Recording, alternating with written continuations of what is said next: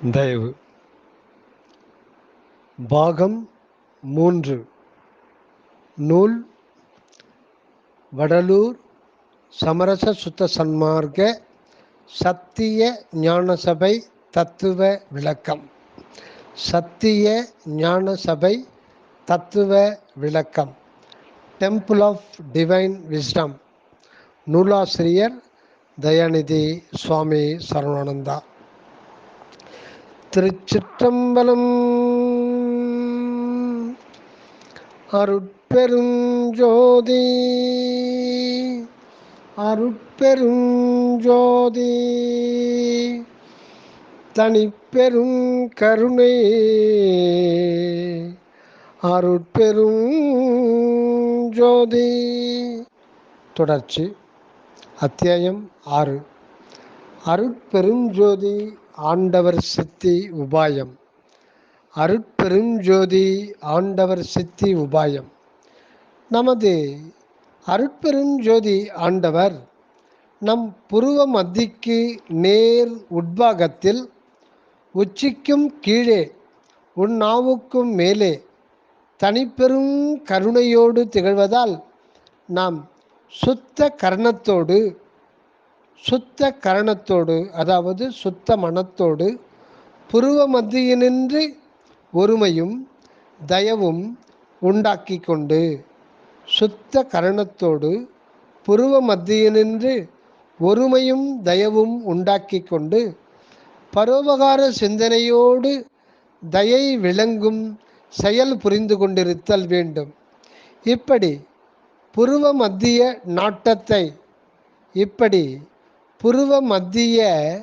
நாட்டத்தை பெற்றுக்கொள்ளுவதே நெற்றிக்கண்ணை திறந்து கொள்ளல் என்றும் உபநயனம் செய்யப்பெறல் என்றும் ஞானஸ்நானம் கொடுக்கப்படல் என்றும் உண்மையாக அறிய வேண்டும். அப்படி நெற்றிக்கண்ணை திறந்து கொண்டவர்கள், உபநயனத்தை பெற்றுக்கொண்டவர்கள், ஞானஸ்நானம் பெற்றுக்கொண்டவர்கள் உண்மை கடவுள் நிலை அடையும் மட்டும் சுத்த சன்மார்க்கத்தில், பிரம்மச்சரியத்தில், உண்மை மார்க்கத்தில் பயில வேண்டும். எப்படி எனில், அளவாக சுத்த சத்துவ ஆகாரத்தை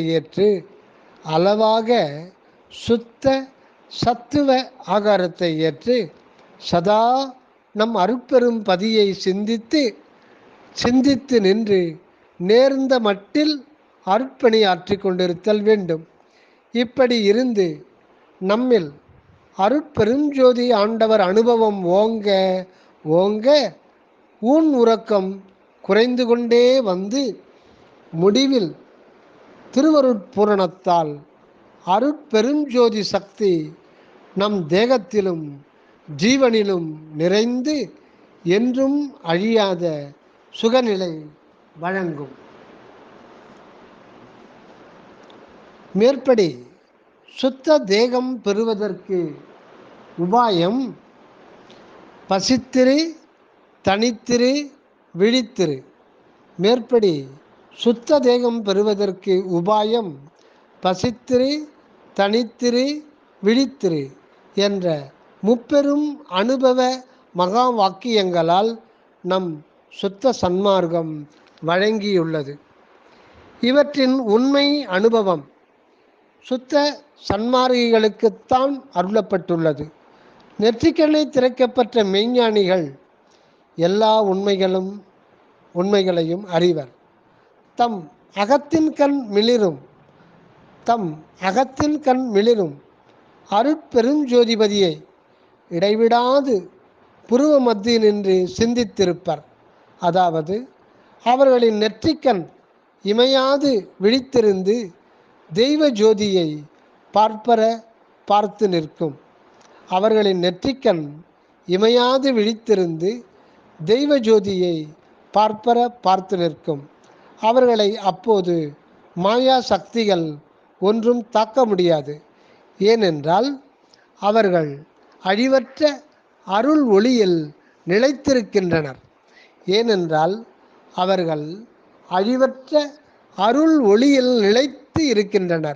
ஆகையால் இவர்கள் எங்கிருப்பினும் எதனாலும் பற்றப்படாது தனித்தே இருப்பவர் ஆவர்.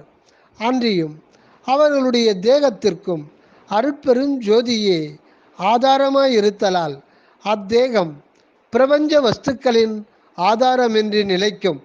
ஆகையால் அவர்கள் தேகத்திற்கு உணவு தேவையில்லை. அவர்கள் எப்பொழுதும் ஆகாரம் கொள்ளாது நிராகாரமாய் நிலைத்திருப்பார்கள். ஆகவே சுத்த சன்மாரிகள் மட்டும் பசித்திருப்பார்கள், தனித்திருப்பார்கள், விழித்திருப்பார்கள். நாமும் தயையும் ஒருமையும் உடையவர்களாகி நெற்றிக்கண்ணை திறக்க பெற்றுக்கொண்டு சுத்த சன்மார்க்கத்தில் நின்று பழகி வரும் போது அகத்து ஒளிர் அருட்பெருஞ்சோதி அனுபவப்பட ஆகாரமும் நித்திரையும் புறச்சார்புகளும் சிறிது சிறிதாக குறைந்து கொண்டு வந்து முடிவில் அவற்றை முழுவதும் ஒழித்து எப்பொழுதும் பசித்திருக்கவும் தனித்திருக்கவும் விழித்திருக்கவும் கூடும். இப்படி ஆகாரத்தையும் நித்திரையையும் புறச்சார்புகளையும் ஒழிக்க முயலும் முன் பிரபஞ்ச போகத்தினிடத்து நிராசையையும் அருட்பெருஞ்சோதி ஆண்டவர் சக்தியில் பூரண நம்பிக்கையும் பற்றும் ஏற்படுத்தி கொள்ள வேண்டும். இப்படி ஆகாரத்தையும் நித்திரையையும் புறச்சார்புகளையும் ஒழிக்க முயலும் முன்பாக பிரபஞ்ச போகத்தினிடத்து நிராசையையும் அருட்பெருஞ்சோதி ஆண்டவர் சக்தியில் பூரண நம்பிக்கையும் பற்றும் ஏற்படுத்தி கொள்ள வேண்டும். அப்படி ஏற்படுத்தி கொண்டிருந்தால்தான் நமக்கு பசி உணர்ச்சி ஏற்படுமாயின் உடனே அருட்சக்தியே அதை மாற்றிவிடும். பசி ஒழிய தத்துவங்கள் எல்லாம் நம் வசப்பட்டுவிட நாம் தனித்திருக்கவும் அப்படி இருந்து அருட்பெரும் ஜோதியையே எப்பொழுதும் தரிசித்திருக்கவும் கூடும். ஆகையால் நம் அருட்பெரும் ஜோதி சக்தியை முழு நம்பிக்கையோடு பற்றி கொண்டுத்தான் பசித்திருத்தல் வேண்டும், தனித்திருத்தல் வேண்டும், விழித்திருத்தல் வேண்டும். இப்படி இருந்தால் நமது தனிப்பெரும் கருணை தலைவர் நம்மில் வெளிப்பட்டு பூரண திருவருட்சக்தியை வழங்கி சுத்த தேக சுக வாழ்வை தந்து உளவா பேரின்பத்தில் விளங்கச் செய்வார். அப்படி அல்லாது தயவும் ஓர்மையும் கொண்டு நெற்றிக்கண்ணை திறக்கப் பெறாமல் போனால் கடவுளுடைய திருவருள் விளக்கம் பெற முடியாது. அத்திருவருள் விளக்கத்தை உண்மையாக கண்டுகொள்ளாவிட்டால் அவர் திருவருட்சக்தியை பெற்றுக்கொள்ள முடியாது. அவருடைய திருவருட்சக்தியை பெற்றுக்கொள்ள முடியாது போனால் நம்முடைய பசியை உண்மையாக நித்தியமாக ஒழிக்க முடியாது. அப்போது அனித்திய பிரபஞ்ச பொருள்களின் உதவியை நாட வேண்டி வரும். அதனால் நம் தேகத்திற்கு தீங்கு நேரும். அன்றியும் நமக்கு உண்டாகும் பசியையும் நித்திரையையும் பிற சாதனையாலும் தந்திரங்களாலும் தவிர்த்து கொண்டு நிராகாரத்தோடு விழித்து இருப்போமானால் நம்மை சூழ்ந்துள்ள மாயா சக்தியினால் நமது தேகம் பாழ்படுத்தப்படும். அன்றியும் நிராகாரத்தோடு காண்களிலும் அதாவது காடுகளிலும் மலை முழைகளிலும் தனித்திருந்தும் விழித்திருந்தும் தவம் செய்யும் பெரியார்களும் அருட்பெரும் கடவுட்சக்தியை பெற்று கொள்ளாததினால்தான் யோக சக்தியால் பல நூறு ஆண்டுகள் இருந்தாலும் கடைசியில் தங்கள் தேகத்தை விட்டுவிடுகின்றார்கள். ஆகையால் நாட்டை துறந்து காட்டில் சென்று கந்த மூலங்களையும் பண்டு பலாதிகளையும் உண்டு தனித்திருந்து தவம் செய்து கடவுளை கண்டுகொள்ளலாம் என்பது உண்மை அல்ல. அப்படி செய்வது திருவருட் சம்மதமும் அன்று. ஆகையால் நாட்டை துறந்து காட்டிற்கு சென்று கந்த மூலங்களையும் பண்டு பலாதிகளையும் உண்டு தனித்திருந்து தவம் செய்து கடவுளை கண்டு கொள்ளலாம் என்பது உண்மை அல்ல. உண்மை அல்ல. அப்படி செய்வது திருவருளுக்கு சம்மதமும் அன்று.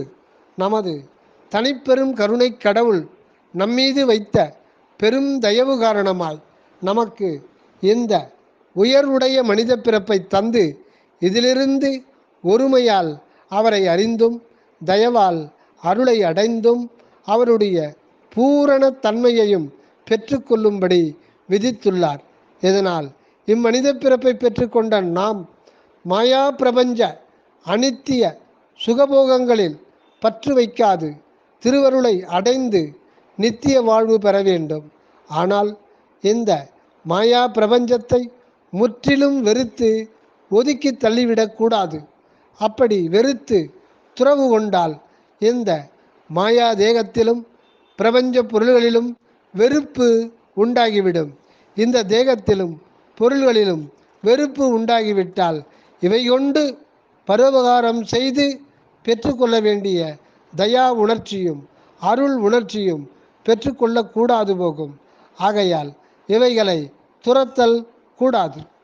அன்றியும் நம்மை இம்மாயா தேகத்தில் வருவித்து மாயா பூத பௌதிக பொருள்களால் வளரும்படி செய்துள்ள நமது ஆண்டவருடைய திருவுள்ளத்தை உண்மையாக அறிந்து கொண்டால் இத்தேகத்தையும் பொருள்களையும் வெறுக்கத்தான் நம் மனம் துணியுமா? வெறுத்து தள்ளி இந்த தேகத்தை அலட்சியம் செய்து மண்ணாக்கி கொள்ளத்தான் நாம் இசைவோமா? நம் பதி நம்மை இத்தேகத்தில் வருவித்து மாயா பிரபஞ்ச பொருள்களால் வளர்த்து இத்தேகத்தின் உள்ளீடாய் மறைந்திருக்கும் அற்பெரும் ஜோதி நித்திய பரம்பொருட் சக்தியை கண்டுகொண்டு அதன் துணையால் இந்த தேகத்தையே அற்பெருஞ்சோதி பொன் என்ன நித்திய தேகமாக்கிக் கொள்ளும்படி திருவுள்ளம் கொண்டுள்ளார். ஆகையினால் இந்த தேகத்தை அலட்சியம் செய்யக்கூடாது. அருட்பெரும் ஜோதியை பெருமட்டும் இத்தேகம் நிலைத்திருக்க வேண்டும். அதனால் பிரபஞ்ச பொருள்களில் விருப்பும் வெறுப்பும் இல்லாது அவை நம் கைக்கு வர வர தயையோடு பிறர் பசிக்கும் பிற அவத்தைகளுக்குமாய் பரோபகரித்து கொண்டிருக்க வேண்டும். இது முக்கியம்.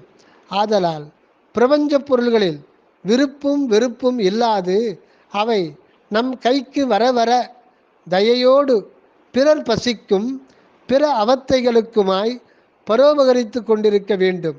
இப்படி செய்து கொண்டிருந்தால் தயா ஒழுக்கமும் திருவருள் விளக்கமும் அடைந்து நாம் பெற வேண்டியதை பெற்றுக்கொள்ளக்கூடும்.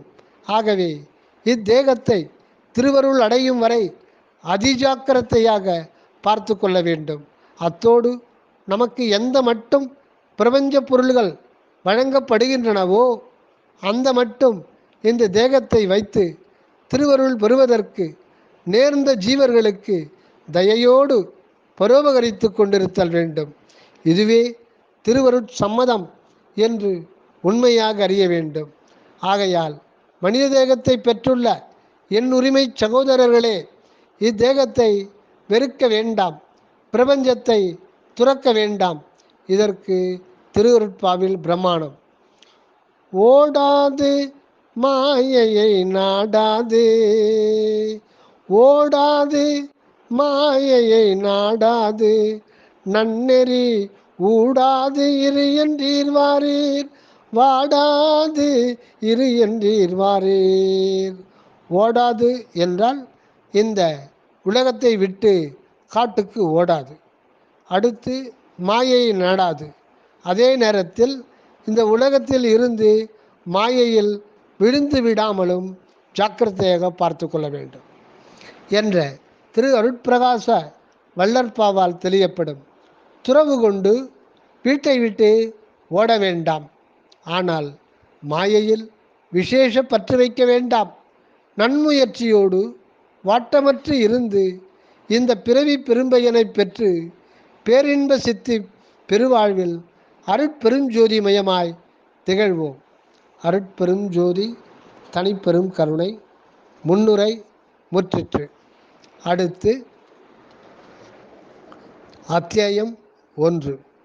சமரச சுத்த சன்மார்க்க சத்திய ஞான சபை. நூல் விளக்கம் அத்தியாயம் 1.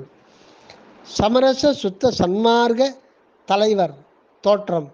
சமரச சுத்த சன்மார்க்க தலைவர் தோற்றம். இப்பொழுது தோன்றியுள்ள சமரச சுத்த சன்மார்க்க பெருநெறிக்கு அடிமுடியாக விளங்குபவர் நம் திரு அருட்பிரகாச வள்ளல் பெருமான் ஆவார்.